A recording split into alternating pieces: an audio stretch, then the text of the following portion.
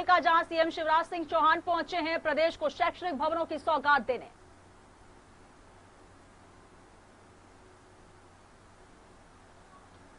तो रुक करेंगे सीधे भोपाल के मिंटो हॉल।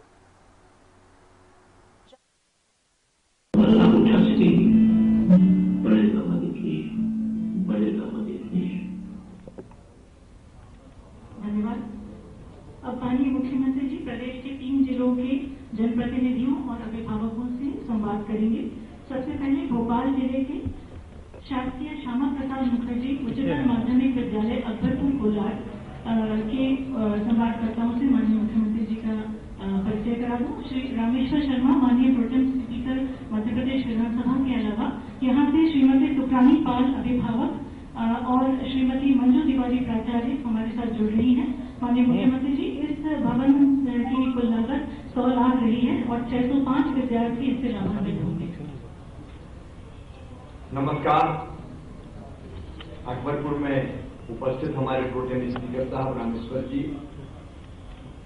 और शिक्षा परिवार के मेरी बहन और भाइयों को, हमारे गांव में इस स्कूल में कितने बच्चे पढ़ते हैं 11th 12th में बताएंगे कुछ? 723 बच्चे पढ़ते हैं सर, 6वीं से 12वीं तक। स्कूल जो बना है वो इतने बच्चों के लिए पर्याप्त है?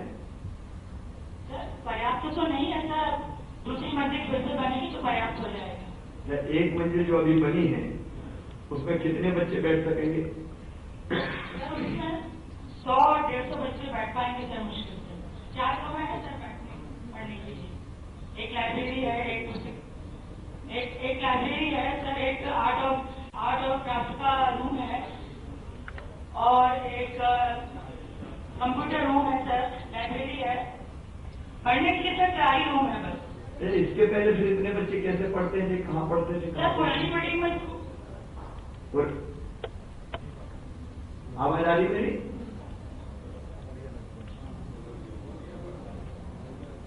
ये अकबरपुर से उमरिया कैसे पहुंची? एक बार फिर अकबरपुर जोड़े। कौन देख रहा है? अकबरपुर जोड़िए, अकबरपुर की बात पूरी नहीं हुई।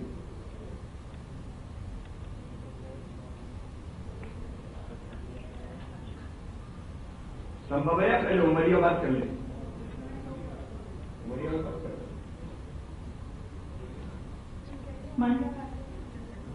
उमरिया में कौन है? माननीय मुख्यमंत्री जी, उमरिया से हमारे साथ जुड़ रही है माननीय आदिम जाति कल्याण मंत्री सुश्री मीना सिंह जी और वहां से अभिभावक श्री पुरुषोत्तम सिंह हमारे अंचल के पिताजी हैं, ये हमारे साथ उमरिया से जुड़ रहे हैं।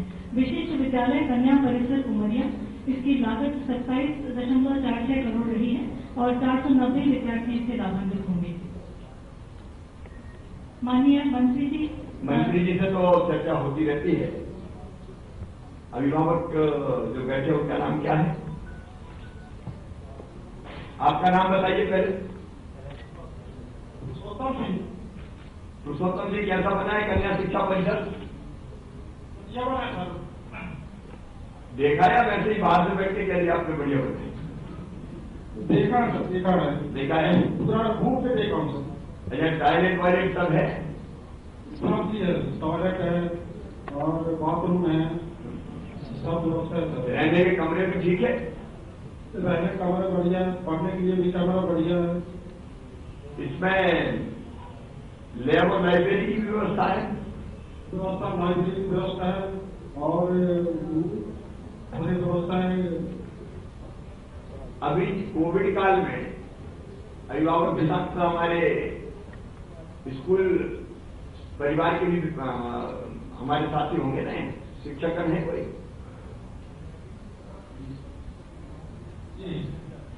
जी सर, प्राचार्य जी अभी बच्चों की पढ़ाई कैसे हो रही कोविड के दौरान? सर कोविड के दौरान अभी ऑनलाइन शिक्षा करवा रहे सर, के माध्यम से, लेकिन कम बच्चे जुड़ पा रहे हैं। कितने बच्चे जुड़ते हैं ऑनलाइन में? ये 30% बच्चे जुड़ पाते हैं सर। बाकी के लिए हम घर में पुस्तक पहुंचवा दिए हैं, घर में पुस्तक से पढ़ते हैं और जहाँ कठिनाई आती है शिक्षकों से फोन करके समस्या निवारण करते हैं। सब बच्चों तक पुस्तक पहुंच गई ये सुनिश्चित कर दिया? जी सर, सब बच्चों पर पुस्तक पहुंच गई। हमारे जो शिक्षक अध्यापकगण हैं वो घरों पे जा रहे हैं बच्चों के?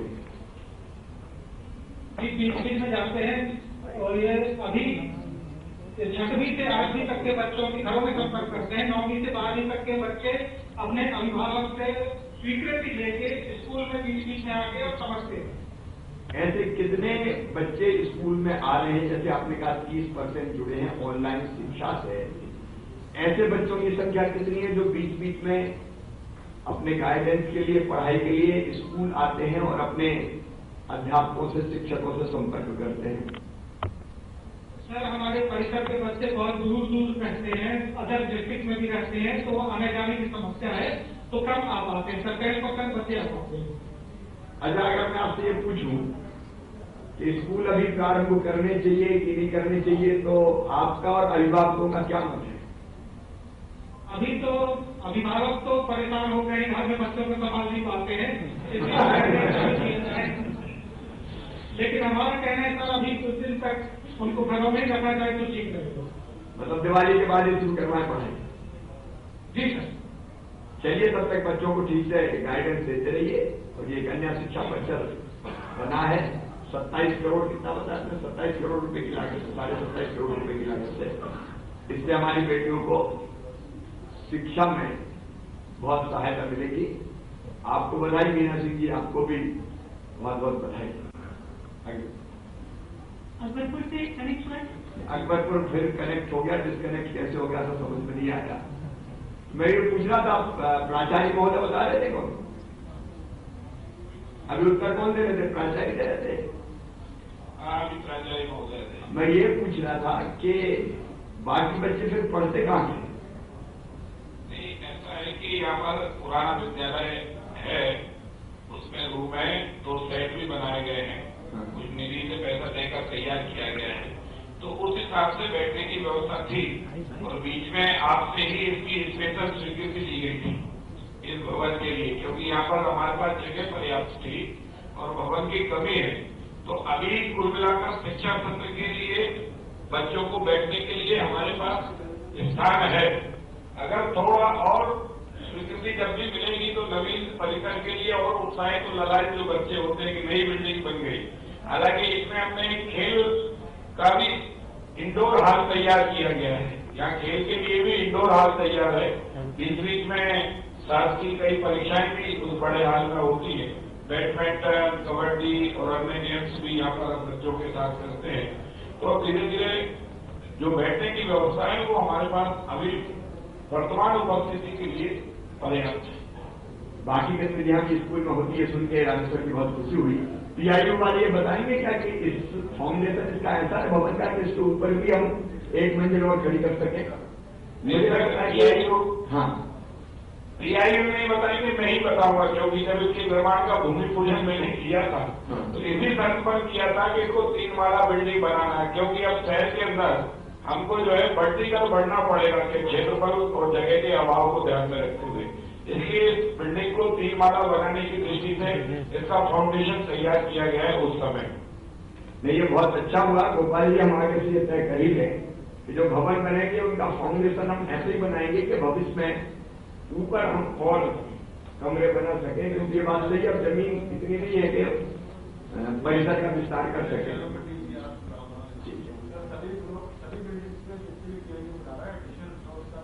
बहुत अच्छे। तो फिर आगे इसमें संभावना ऊपर भवन बनने की है, तो उस दिशा में आगे हम लोग कदम बढ़ाएंगे।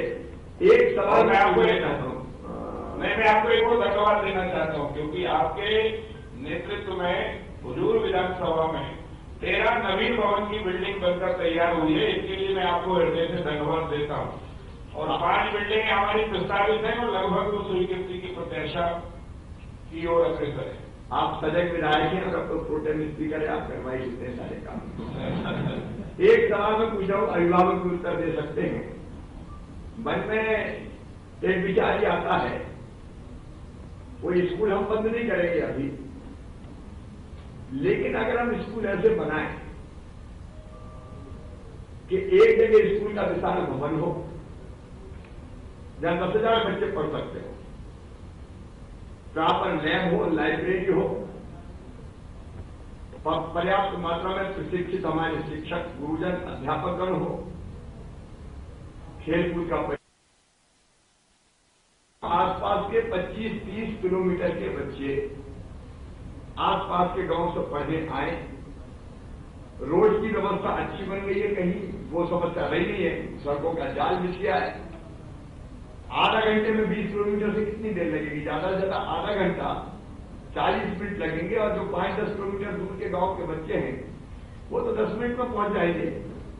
बसों से बैठ के आए, दिन भर अध्ययन करें और शाम को फिर अपने घरों में गांव में पहुंच जाएं। ये कल्पना दिमाग में है, इसको साकार रूप देने की इच्छा है।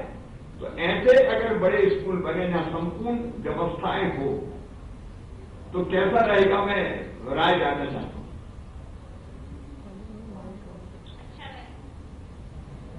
आपने बहुत संक्षिप्त उत्तर दिया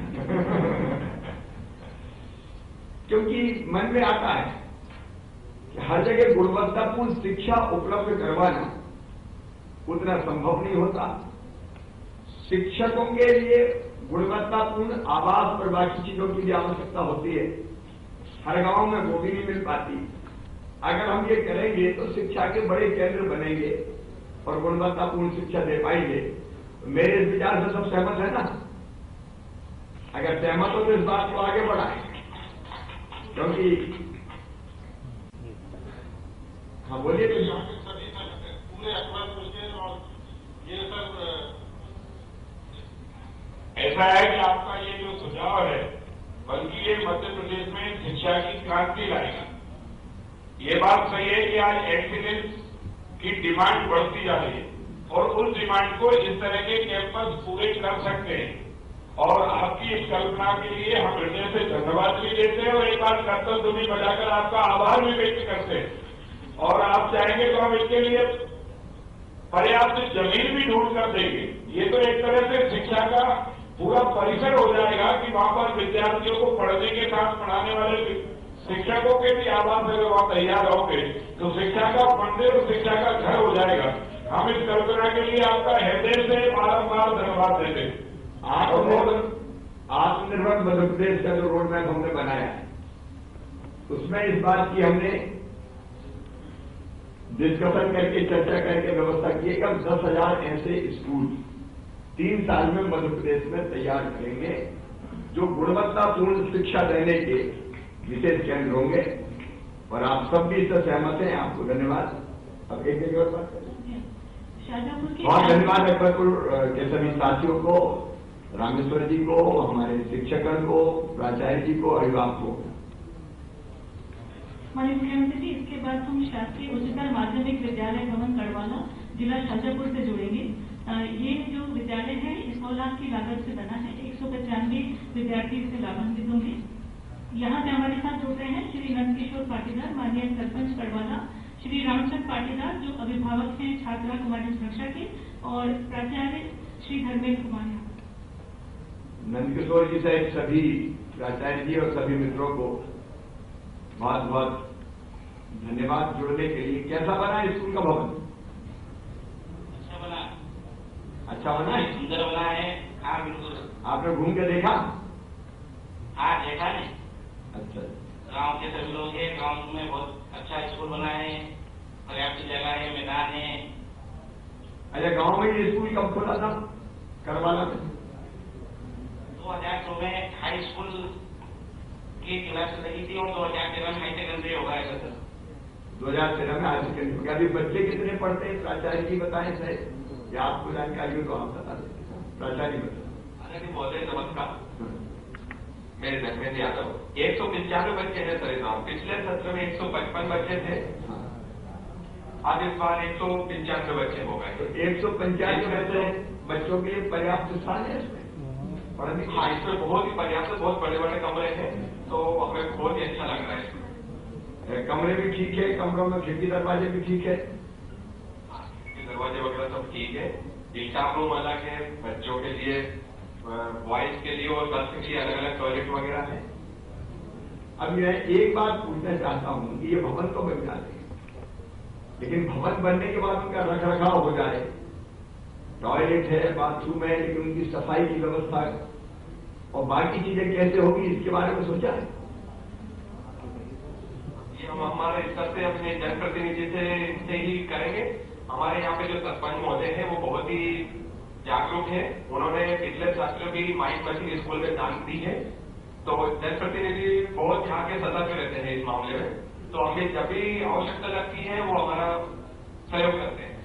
सरपंच साहब से मेरा कहना है कि मैंने कई जगह देखा भवन बहुत अच्छे बन जाते हैं, लेकिन बाद में रख रखाव नहीं होता, किसी की खिड़की निकल गई, कहीं का कांच टूट गया, कहीं का केवाड़ टूट गया, बाथरूम की सफाई नहीं होती, तो वो फिर लगभग गंदी स्थिति में रहते हैं। तो स्कूल और आप मिलकर कैसे इसकी व्यवस्था करेंगे कि रख रखाव भी हो, देखभाल भी हो, भवन सुरक्षित भी रहे और स्वच्छता भी रहे?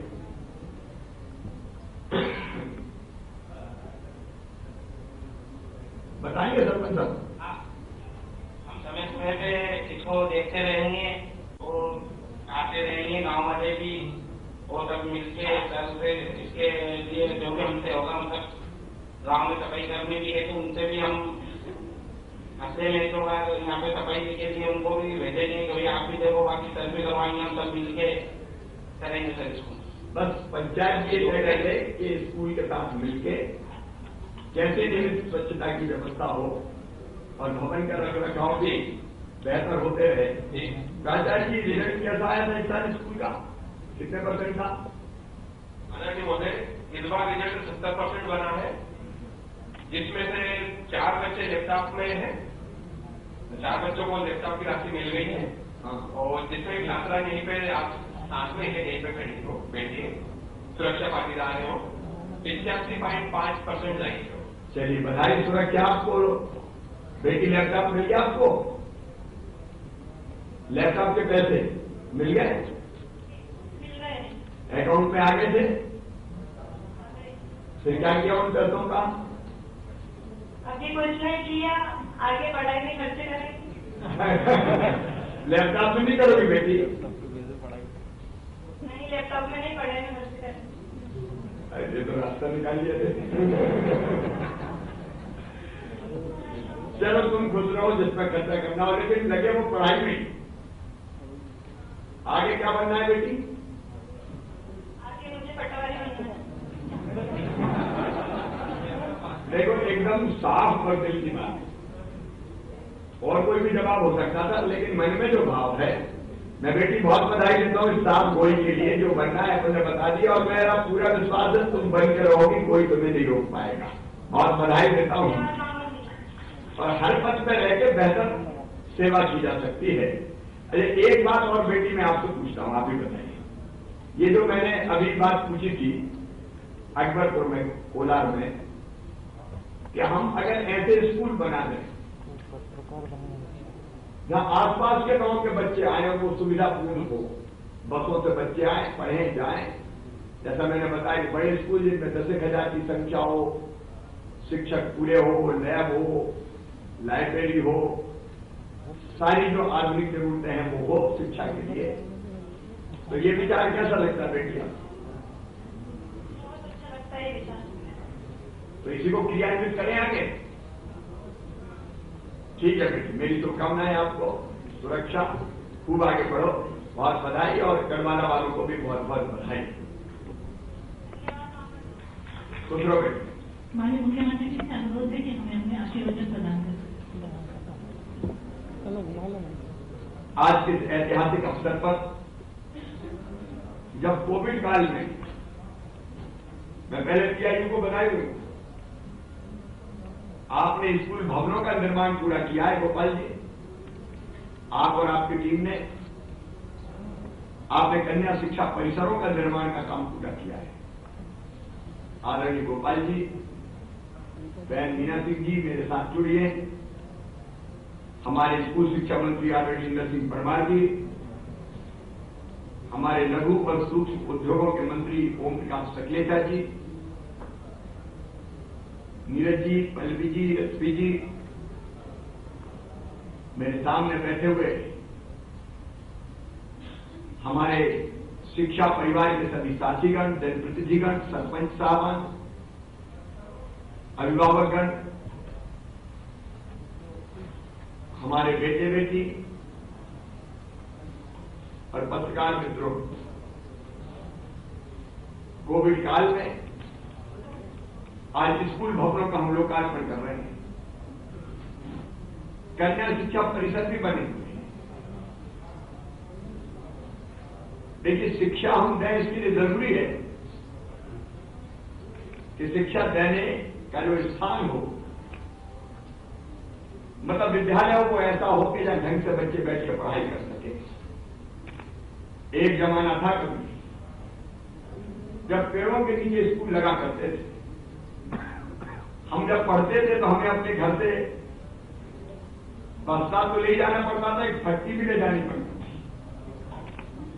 आप भी ले जाते, अपनी अपनी फट्टी लेके जाते थे। फट्टी पर सब बिछा के स्कूल में बैठते थे, क्योंकि ना तो पर्याप्त स्थान होता था और न बैठने की कोई व्यवस्था होती थी।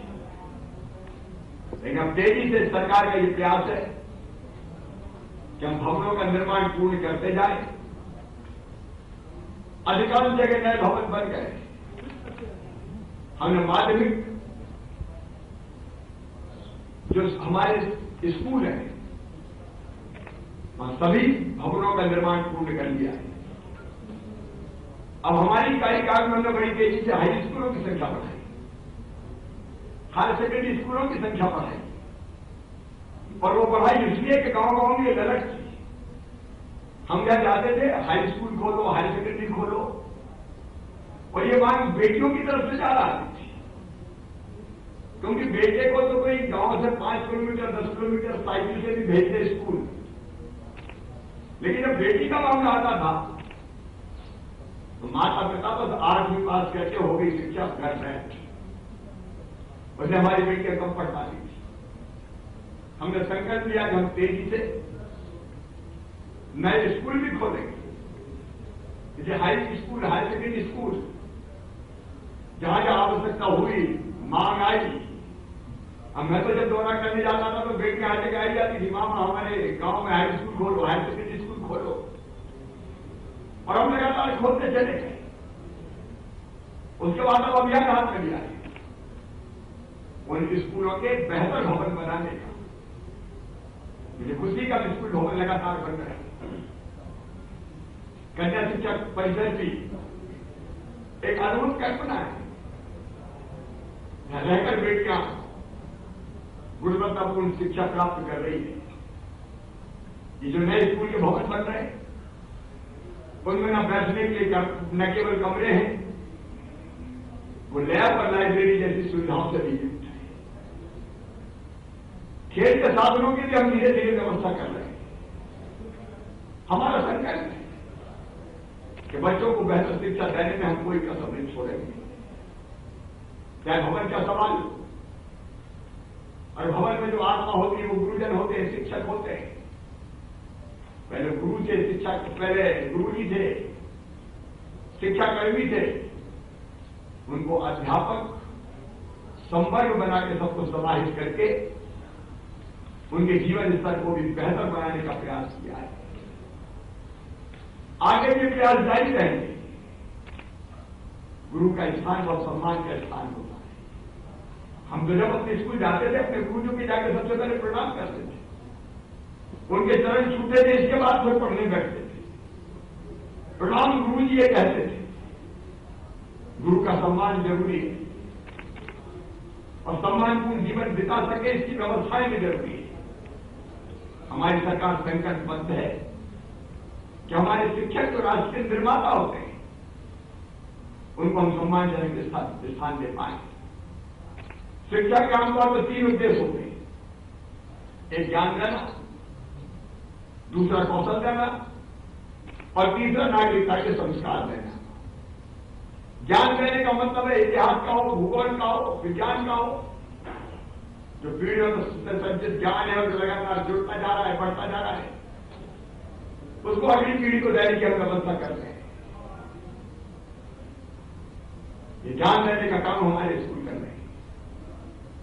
कौशल देने का मतलब है पढ़ने लिखने के बाद हाथ में इतना कौशल तो आ जाए कि हम अपना रोजगार स्वयं प्राप्त कर सकें। और ये प्रधानमंत्री जी ने जो नई शिक्षा नीति लागू की है, उसमें बच्चों को व्यावसायिक शिक्षा भी 6वीं से ही दी जाएगी। और इसमें मध्य प्रदेश ने संकल्प किया है कि हम चिन्हित स्कूलों में 6वीं से ही व्यावसायिक शिक्षा देना प्रारंभ करेंगे। उस पर हम काम कर रहे हैं तेजी से। पढ़ने के बच्चों को रोजगार के भटकना ना पड़े। रोजगार 2 प्रकार के होते हैं, एक शासकीय नौकरियों में रोजगार, अभी हमने फैसला किया जितने रिक्त पद है, चाहे वो पुलिस में हो, चाहे वो शिक्षा के क्षेत्र में हो, चाहे वो स्वास्थ्य के क्षेत्र में हो, ये सारे के सारे पद भरे जाएंगे। प्रक्रिया प्रारंभ हो गई है और जल्दी हजारों पदों पर भर्ती होगी। लेकिन सबको रोजगार केवल सरकारी नौकरियों में नहीं मिल सकता, ये गैर सरकारी क्षेत्रों में भी रोजगार के अवसर है, उनका हम पर्याप्त दोहन करेंगे। मेरे साथ उन सेक्रेटरी जी भी बैठे, एमएसएमई इसलिए कि नए नए कारखाने खोले, हमारे बच्चों को रोजगार मिले। और आपने तो एक नया प्रकल्प प्रारंभ किया, जापानी भाषा सिखाओ और उसके माध्यम से रोजगार दिलवाओ, उसके लिए एमओयू भी किया है। रोजगार देने के जितने नए नए तरीके हो सकते हैं, उन सब का हम दोहन कर रहे हैं। व्यवसायिक शिक्षा भी देंगे, रोजगार की सहायता भी करेंगे। मुख्यमंत्री युवा स्वरोजगार जैसी योजना, युवा योजना जैसी योजना, उसको जैसे लागू करने का प्रयास करेंगे। और तीसरा है नागरिकता के संस्कार, ईमानदार, चरित्रवान, कर्तव्यनिष्ठ, परिश्रमी, देशभक्त नागरिक तैयार करना भी शिक्षा का उद्देश्य है। और नैतिक शिक्षा, उसको कैसे बेहतर ढंग से, इस पर भी हम काम कर रहे हैं। नैतिक शिक्षा का एक बड़ा योगदान होता है चरित्र के निर्माण में। कई महापुरुषों के पाठ हमने पाठ्यक्रम में जोड़े हैं, जीवनी लगातार हम जोड़ते चले जा रहे हैं। ऐसे महापुरुष जिन्होंने जीवन को दिशा दी, ऐसे महापुरुष जिन्होंने हमारा मार्गदर्शन किया, ऐसे महापुरुष जो हमारी प्रेरणा के केंद्र बन गए, ऐसे कई महापुरुषों के पाठ हमने पाठ्यक्रम में जोड़े हैं। पर अभी पिछले 2018 में मैंने रानी पद्मावती जी का पाठ जोड़ने का फैसला किया था। बाद में सरकार चली जाने के कारण उस पर अमल नहीं हुआ। रानी पद्मावती जी का जोहर अद्भुत था। भारतीय नारी स्वाभिमान और गौरव के वो प्रतीक थी। अगले शिक्षा सत्र में वो पाठ्यक्रम में जुड़ जाना चाहिए। हम महापुरुषों के नाम की जीवनियां पढ़ाएंगे ताकि हमारे जीवन को दिशा मिल सके। लेकिन शिक्षा के मामले में मैं एक बात तो पूरे प्रदेश के बच्चों से कहना चाहता हूं, मेरे बच्चों, तो मेहनत से पढ़ना, लगन से पढ़ना। अभी तो कोविड काल है, लेकिन हमारे शिक्षा विभाग ने कोविड काल में भी ऑनलाइन उत्पन्न व्यवस्था करने का प्रयास किया है। भगवान करे कोरोना से जल्दी मुक्ति मिले तो दिवाली के बाद हम स्कूल खोल पाए। लेकिन तब भी रेडियो के माध्यम से, मोबाइल के माध्यम से, अन्य माध्यमों से शिक्षा देने के लगातार प्रयास विभाग ने किए। हमारे बच्चे स्कूल में आकर मार्गदर्शन भी प्राप्त कर सकते हैं, जो 9वीं 10वीं 11वीं 12वीं के होते हैं। 8वीं तक के बच्चों को अभी स्कूल नहीं आने देते। कोविड काल में भी शिक्षा की व्यवस्था के नए नए तरीकों का उपयोग भी किया, टेक्नोलॉजी का भी उपयोग किया। लेकिन एक बात मेरे मन में रहने की आती है, हमारे प्रदेश में बड़ी आबादी निम्न मध्यम वर्गीय और गरीब भाई और बहनों की है। गरीबी अवसाप नहीं है, गरीबी पाप नहीं है। आगे गरीब को भी जीने का हक है, मुस्कुराने का अधिकार है। गरीब बच्चों में भी क्षमता होती है, प्रतिभा होती है, योग्यता होती है। हम उनको नंगा भूखा नहीं कह सकते। देखिए, धरती के संसाधन सबके लिए, भगवान ने सबके लिए बनाया। जो धरती पर पैदा हो उसके संसाधन है ये, जमीन हो, पानी हो, हवा हो, खदानें हो, उस पर हर एक इंसान जो धरती पर पैदा हुआ उसका हक है, लेकिन सबके पास वो संसाधन नहीं है। कुछ बुद्धिमानों ने, कुछ ताकतवर लोगों ने इन संसाधनों पर अधिकार किया और इसके कारण विषमता की खाइयां पैदा हो गई है। एक तरफ भव्य भवनों में रहने वाले कुछ परिवार जिनके पास अकूत दौलत और संपत्तियां हैं, और दूसरी तरफ ऐसे मासूम बच्चे जो जब जन्म लेते हैं तो उनका तन का वो समाज लायक उनके पैर होते हैं, तो माता पिता उनको मजदूरी या काम धंधा करने को भेज देते हैं। हम ये नहीं होने देंगे। गरीबों का हक सब संसाधनों पर है, इसलिए उसका हक देंगे, उसको न्याय देंगे। और न्याय करने के दो तरीके, एक जिनके पास ज्यादा है उसे छीन लो। दुनिया में ये प्रयास भी हुए, दुनिया के मजदूरों एक हो जाओ, सोने के लिए तुम्हारे पास कुछ नहीं है सिवाय जंजीरों के लिए, सिवाय जंजीरों के लिए, लेकिन पाने के लिए सारा संसार पास है। लेकिन ये हिंसा और संघर्ष का रास्ता है, ये रास्ता ठीक नहीं है। और दूसरा रास्ता है जिनके पास जो संसाधन है, जो उनसे धन कमाते हैं, अपने आप को उद्योगपति कहते हैं, उनसे टैक्स लिया जाए और गरीबों को सुविधाएं दे दी जाए। उससे हमने संबल की योजना बनाई, गरीब को न्याय लगे, और उस योजना में तय किया कि बेटा बेटी कितने गरीब परिवार का हो, वो सामान्य वर्ग का हो, पिछड़े वर्ग का हो, अनुसूचित जाति का हो, जनजाति का हो, अगर वो गरीब है तो उसकी फीस माता पिता पर बोझ नहीं रहने देंगे, उसकी फीस मम्मी पापा नहीं भरवाएंगे, मामा भरवाएगा, भारतीय जनता पार्टी की प्रदेश की सरकार भरवाएगी। ये फैसला ऐसे नहीं था, सस्ती लोकप्रियता का फैसला नहीं था, ये गरीब बच्चों को न्याय देने का फैसला था। ये फैसला, हमारी ये योजना पहले ठप्प कर दी गई थी, अब हमने फिर चालू कर दिए। आज मैं फिर प्रदेश की जनता को कहना चाहता हूं, कोई गरीब बेटा बेटी किसी वर्ग का हो, किसी समुदाय का हो, किसी समाज का हो, अगर उसमें टैलेंट है तो बिना धन के हम उसे निराश नहीं होने देंगे। उसकी पढ़ाई की संपूर्ण व्यवस्था मध्य प्रदेश की सरकार करेगी, चाहे मेडिकल की, इंजीनियरिंग की, IIT की, IIM की, कोई भी पढ़ाई हो मेरे बच्चों, धन के अभाव में तुम्हें निराश होने की आवश्यकता नहीं है। हमने सामान्य निर्धन वर्ग आयोग को फिर से पुनर्जीवित करने का फैसला किया है, ताकि सामान्य वर्ग के निर्धन बच्चों की बेहतर व्यवस्था कर सके।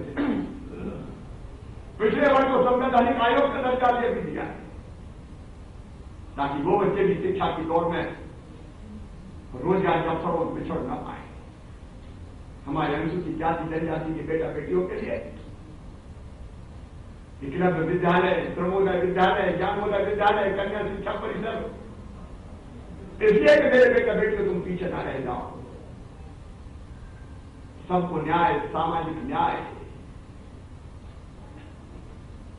ये जरूरी है, और ये हम देते रहेंगे। और ये अनेकों ऐसी योजनाएं जो केवल शिक्षा की नहीं, शिक्षा के अलावा जिंदगी चलाने की, वो हमने प्रारंभ किए। रोटी, कपड़ा, मकान, पढ़ाई लिखाई, दवाई, रोजगार का इंतजाम,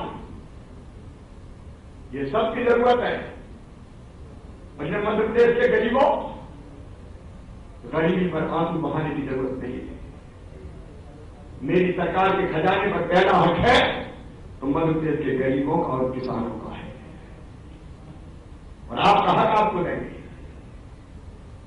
इसलिए बच्चों की कई बेहतर व्यवस्था हमने करने की कोशिश की। बच्चे स्कूल आए तो आज तक यूनिफॉर्म है, निःशुल्क किताबें देना, दूसरे गांव जाए तो साइकिल देना। गांव की बेटी योजना हमने इसलिए बनाई थी कि बाद के बाद भी मेरी गांव की बेटियां पढ़ती रहे, 60% से ज्यादा नंबर लाए तो 5,000 रुपया उच्च शिक्षा की पढ़ाई पूरी करने तक पाए, ताकि कॉलेज में भी मेरी बेटियां जा सके। अभी मेरी बेटी जो जुड़ी थी सुरक्षा, उसको लैपटॉप मिला है, लैपटॉप के पैसे हमने दिए थे, बीच में योजना बंद कर दी गई, हमने फिर से जांच की है। एक ने ऐसी अनेकों योजना है, लाड़ी लक्ष्मी योजना को भी हमने शिक्षा से जोड़ा है। 5वीं पास करके 6वीं में जाए तो 2,000, 8वीं पास करके 9वीं में जाए तो 4,000, 10वीं पास 9वीं पास 11वीं 10वीं पास करके 11वीं 12वीं में जाए तो अलग राशि। इसी की पढ़ाई अनवरत चलती रहे, निरंतर चलती रहे। अलग अलग बच्चों को एक निश्चित संख्या में, अगर विदेश की प्रतिष्ठित यूनिवर्सिटी में उनका एडमिशन होता है तो चाहे 15 लाख हो चाहे 20 लाख रुपया साल हो, उनकी फीस वो फीस भी हम भर पाएंगे।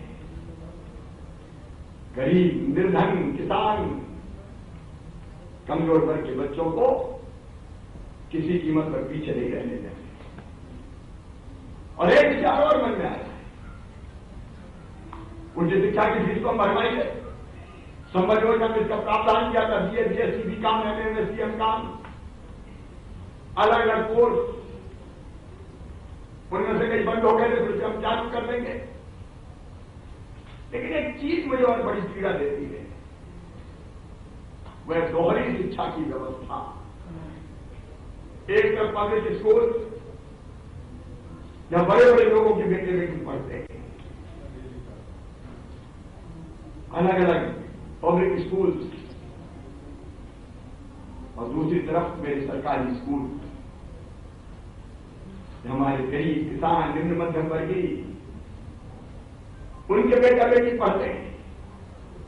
आकल दोनों में बराबर है, क्षमता प्रतिभा दोनों में बराबर है, लेकिन अवसर की समानता नहीं है, तो हमारे ये बच्चे पीछे रह जाते हैं। सरकारी स्कूलों में बड़े बच्चे हो सकते हैं, अंग्रेजी बच्चे उतने पारंगत ना हो, और सिर्फ दौड़ में पिछड़ जाते हैं। और ये शिक्षा की गुणवत्ता ठीक हो, ये दोहरी शिक्षा की व्यवस्था समाप्त हो, ये सरकारी शिक्षा की व्यवस्था को ऐसा कर दें कि वो प्राइवेट स्कूलों से भी बेहतर स्तर पर पहुंच जाए। हमारे कई उत्कृष्ट विद्यालयों ने बहुत उत्कृष्ट काम किया है। यहां सुभाष उच्चतर माध्यमिक विद्यालय भोपाल के बच्चे मेरिट में लगातार आ रहे हैं। हम उत्कृष्ट विद्यालयों को भी बेहतर करेंगे, और आने वाले समय में मैं सभी अभिभावकों से कहना चाहता हूं, हम बड़े स्कूल, बेहतर शिक्षक, अत्याधुनिक व्यवस्थाएं, 15, 20, 25 किलोमीटर दूर से भी बसों से बैठ के बच्चे आएंगे, दिन भर पढ़ेंगे और बाद में घर जाएंगे। हम ऐसे विद्यालय प्रारंभ करेंगे, 10,000 ऐसे विद्यालय पूरे मध्य प्रदेश की धरती पर बनाएंगे। अपने बच्चों को हम पीछे नहीं रहने देंगे। अमीरी गरीबी की खाई कई बार कई भविष्य बर्बाद कर देते, केवल गरीब है इसलिए वो अवसर प्राप्त करने से चूक जाए, यह अन्यायपूर्ण होगा। इस अन्याय को हम समाप्त करेंगे। अभी तो कई योजनाएं बनाई, आगे और योजना बनेगी। आत्मनिर्भर मध्य प्रदेश में गरीब बच्चे भी आत्मनिर्भर होकर शिक्षा प्राप्त करेंगे। इसके हर संभव प्रयास जारी रहेंगे। आज इस अवसर पर शिक्षा विभाग को, आदिम जाति कल्याण विभाग को बहुत बहुत बधाई देता हूं। कोविड काल में उन्होंने निरंतर प्रयास किया है कि ज्ञान की धारा सूख ना पाए, किसी न किसी माध्यम से बच्चों तक उसको पहुंचाते रहे। और मुझे पूरा विश्वास है कि कोरोना अब घट रहा है, सावधानी की जरूरत है, ये मैं जरूर कहता हूं। निश्चिंत ना हो जाएं, मास्क जरूर लगाएं, वो जरूरी है। दूरी भी बना के रखें। त्योहारों का सीजन आ रहा है, त्योहार जरूर मनाएं, लेकिन ऐसे मनाएं कि जिससे कोरोना की दूसरी लहर पैदा ना हो। और ये हमने कर लिया तो दिवाली के बाद स्कूल खोल देंगे। जल्दी हम चाहते हैं स्कूल खुले। एक प्राचार्य जी कह रहे थे कि माता पिता परेशान है, बच्चों को समझते ही नहीं पा रहे, महंगा बच्चे क्या करें। इसे स्कूल जाने की राह खुले, कोरोना कंट्रोल हो, इसके सारी सावधानी भी रखें।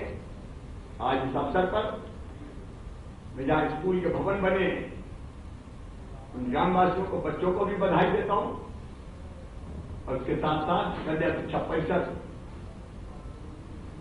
जिन क्षेत्रों को प्राप्त हुआ है उनको भी बधाई देता हूं, इस संकल्प के साथ कि शिक्षा के समान अवसर गरीब, निम्न मध्यम वर्गीय बच्चों को भी हम उपलब्ध कराएंगे। उसके जितनी योजनाएं बनानी पड़े मामा बनाएगा, धन की कमी नहीं आने देगा। धन के वितरण में समानता ही हमारा लक्ष्य है, गरीब तक पैसा पहुंचे ताकि जरूरी चीजें ना रुके। इसके लिए लगातार काम करते रहेंगे।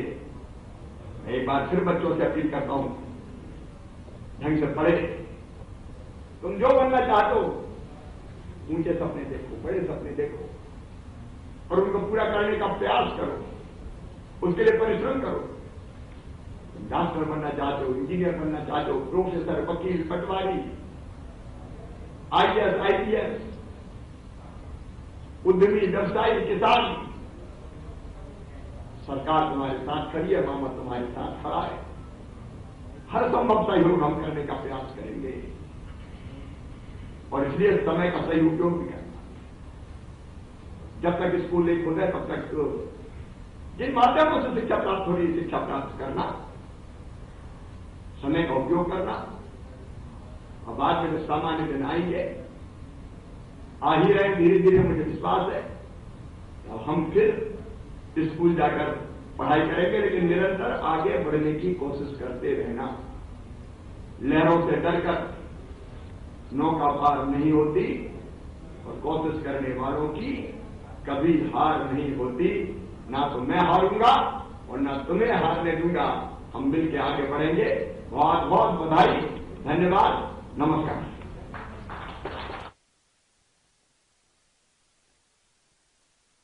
तो आप सुन रहे थे मिंटो हॉल से सीएम शिवराज सिंह चौहान को आज प्रदेश के कुछ शैक्षणिक भवनों की सौगात मिली है। साथ ही 21,000 विद्यार्थियों को इसका सीधा लाभ मिलेगा। आपको बता दें कि प्रदेश में शिक्षा स्तर को सुधारने की दिशा में एक सार्थक प्रयास, लगातार सराहनीय प्रयास सरकार की तरफ से। और साथ ही सीएम शिवराज सिंह चौहान ने प्रदेश में शिक्षा की स्थिति पर जिक्र भी किया और किस तरीके से स्थिति को सुधारा जा सकता है। इसके लिए प्रदेश में शैक्षणिक भवनों के लोकार्पण की आज नींव रखी गई, और इसको लेकर साथ ही उन्होंने ये भी कहा कि कोरोना काल में जिस तरीके से शिक्षा को एक बड़ी चुनौती मिल रही है, उसमें बच्चों को भी कहीं ना कहीं साथ देने के लिए जरूरत है कि वे इस कोरोना काल में पढ़ाई को जारी रखें, और जो गाइडलाइंस है उसका पालन करते हुए पढ़ाई को भी निरंतर जारी रखें। और इसके लिए 21,000 विद्यार्थियों को सीधे सौगात मिली है शैक्षणिक भवनों के तौर पर। इसी के साथ ही इस खास पेशकश में